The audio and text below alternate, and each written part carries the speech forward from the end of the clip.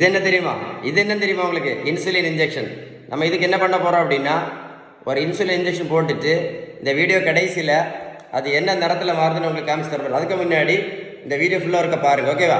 இந்த உலகத்தில், தமிழ்நாட்டில் கிடையாது, இந்த உலகத்தில் சுகருக்கும் ப்ரெஷருக்கும் மாத்திரை மட்டும் போட்டதில்ல, யாருக்காவது சரியா இருக்கா சொல்லுங்கள்? நமக்கு இருக்க ஒரு பெரிய மூட நம்பிக்கை இருப்போம்.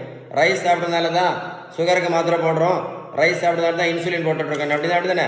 நான் ஒரு கேள்வி கேட்குறேன், பதில் சொல்லுவீங்களா? வட இந்தியாவில் அவங்க ரைஸ் சாப்பிடவே மாட்டாங்களே. வட இந்தியாவில் எத்தனை பேர் சுகருக்கு மாத்திரை போடுறாங்க? எத்தனை பேர் இன்சுலின் போட்டுட்ருக்காங்க? கமெண்ட்ஸில் எழுதுங்க. கரெக்ட் தானே?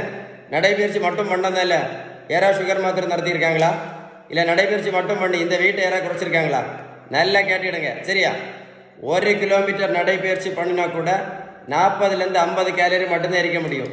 ஆனால் நடைபயிற்சி மட்டும் பண்ணி எந்த மாத்திரை நடத்த முடியாது, வெயிட்டு கண்டிப்பாக குறைக்க முடியாது. ஒரு பேப்பர்லாம் எழுதி வைங்க. கரெக்ட் தானே? சரி தானே?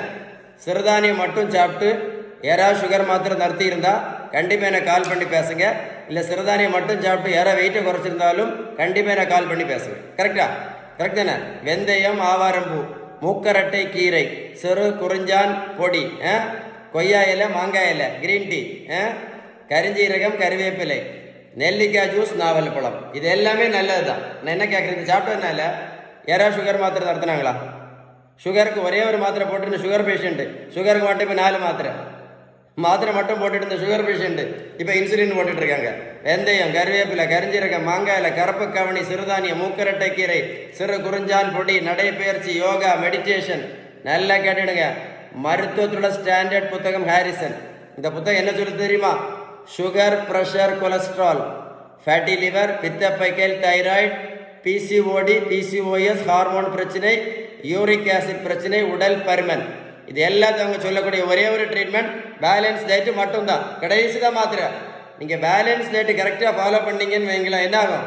இந்த மாத்திரையும் இன்சுலினும் இல்லாமல் இன்னும் 50 வருஷம் ஆரோக்கியமாக வாழலாம். அப்படி யார் சொன்னா? நான் சொல்லலை, மருத்துவத்தோட ஸ்டாண்டர்ட் புத்தகம் ஹாரிசன் சொல்லுது. அதுக்கு பேர் தான் என்னது? ரெமிஷன் அப்படின்னு அந்த புத்தகம் தெளிவாக சொல்லுது. வீடியோ சேவ் பண்ணி வைங்க, ஒரு கூட போட்டு கேளுங்க, சரியா? உங்களுக்கு பேலன்ஸ் டயட்டை பற்றி ஏதாவது சந்தேகம் இருந்தால் கண்டிப்பாக இந்த நம்பரில் கால் பண்ணி பேசுங்க. இந்த வீடியோ கண்டிப்பாக உங்கள் ஃப்ரெண்ட்ஸுக்கு ஷேர் பண்ணி கொடுங்க. நிறைய பேருக்கு யூஸ்ஃபுல்லாக இருக்கும்.